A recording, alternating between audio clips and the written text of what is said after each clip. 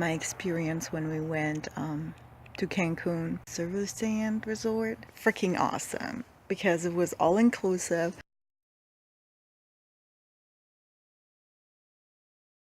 Like when we got there, they were like super excited. They're like, "Oh, Mr. Tom." Yes, they used his first name, not his last name. So that was like really funny.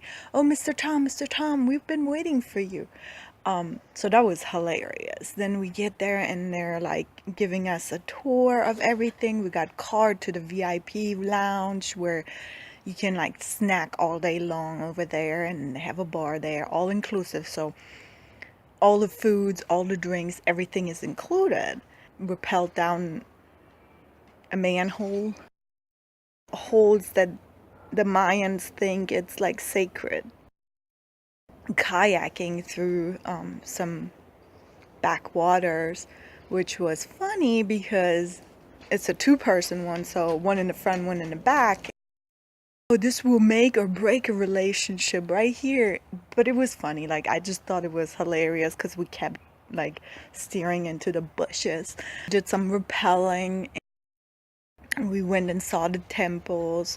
So that was really fun. When we got back to the hotel, the one of the desk ladies was like, "Oh yeah, you get like 500 or 200 like points that you can use for like the spa or something like that if you go to this other resort and hear a sales pitch basically." And you can go there and have your lunch and have some drinks, and all you just do is listen to their sales pitch. So we're like, okay, let's do that. It's just down the road, like 5 minutes with the bus ride. But it was hilarious because I started to recognize all of the hotels or resorts. The workers are wearing these ridiculous uniforms that look like zookeepers. Like every resort had zookeeper uniforms. And this one particular resort we went to for the sales pitch, they like were top notch zookeeper style because they had a huge gate at the front door, like huge. And their zookeeper uniform also included one of the zookeeper hats. You're entering the zoo, and technically if you think about it, that's what resorts are zoos, and the animals are the visitors, the vacationers, because they just go there and they just want to like get drunk. So the zookeepers are like, "Back off, bitch, back off. You're getting your drink in a minute." And they're like, "Okay." And they just waddle around to like bars or like to buffet tables, like lay by the pool. And then you have those that put like their towels on the beds, on the chairs, trying to reserve them. So the zookeepers will come like, "Can't reserve that. They just need a whip. I'm serious." Everybody knows it's for free. You're eating and drinking for free, so they just overindulge. And I admit I overindulged too, because one night we decided to just go and like try all the, I think it was like five or six different restaurants over in our resort. So one night we decided to go over and try all of the different restaurants. We had like French and Italian and Japanese and Chinese. We basically stayed good drunk, not completely wasted, but like good drunk throughout the day. And one day we decided to try like the different activities that the resort had to offer. I did yoga. Tom was too tired to get out of bed. After that, we went um, to the spa, and this was actually our second day doing the spa. So we went and got like couples foot massage, and we went to the sauna and hot tub thing, and we did the water aerobics, and then we just chilled in the pool.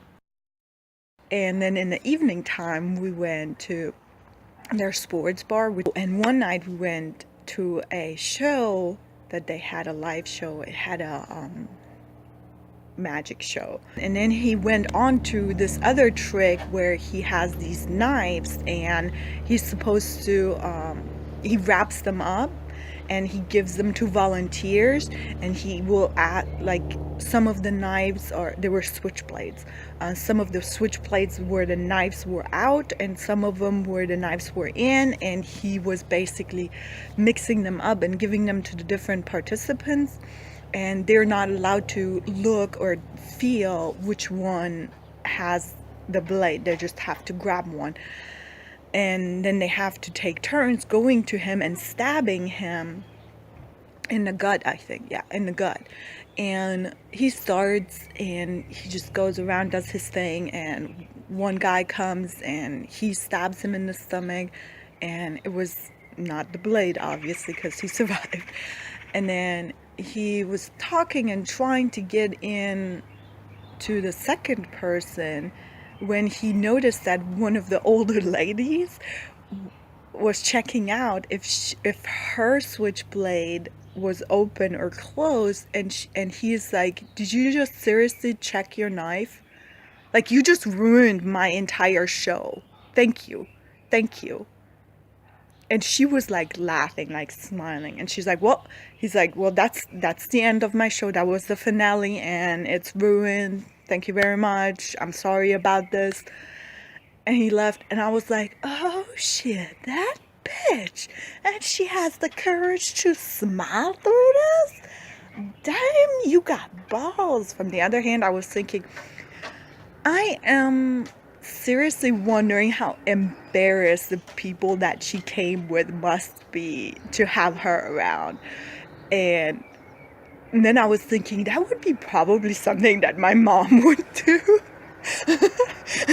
And I would be like, "Oh God, Mom, oh God."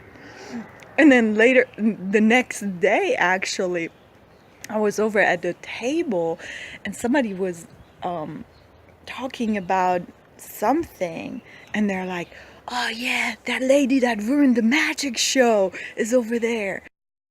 Like, "Oh, we weren't there at the show, but we heard about her."